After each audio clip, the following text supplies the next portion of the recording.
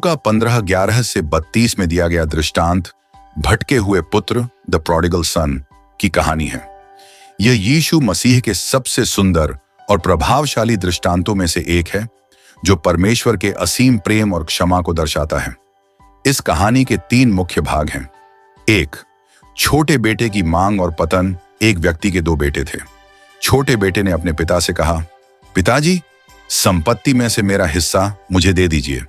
पिता ने अपनी संपत्ति दोनों में बांट दी। कुछ दिनों बाद छोटा बेटा सब कुछ समेटकर एक दूर देश चला गया और वहां कुमार्ग पर चलते हुए अपनी सारी धन दौलत उड़ा दी।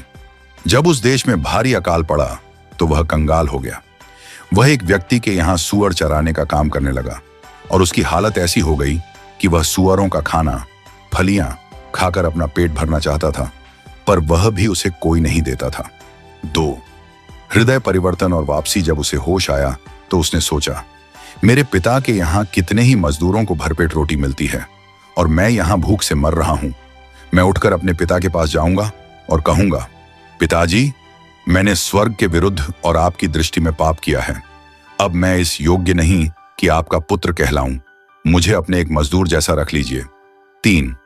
पिता का प्रेम और स्वागत। वह उठा और अपने पिता के पास चल दिया।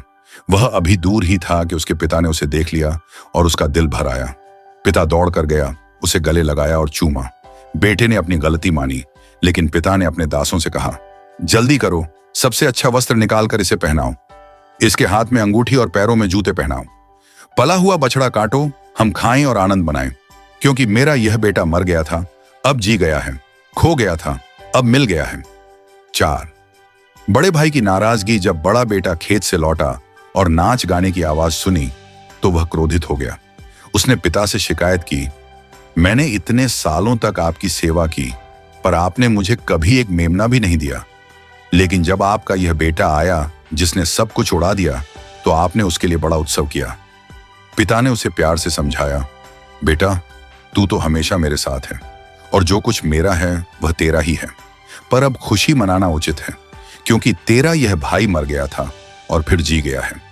इस कहानी का मुख्य संदेश यह दृष्टांत सिखाता है कि हम चाहे कितने भी बड़े पापी क्यों ना हों, यदि हम सच्चे मन से पश्चाताप करके परमेश्वर पिता के पास लौटते हैं, तो वह हमें दुत्कारता नहीं, बल्कि बाहें फैलाकर हमारा स्वागत करता है।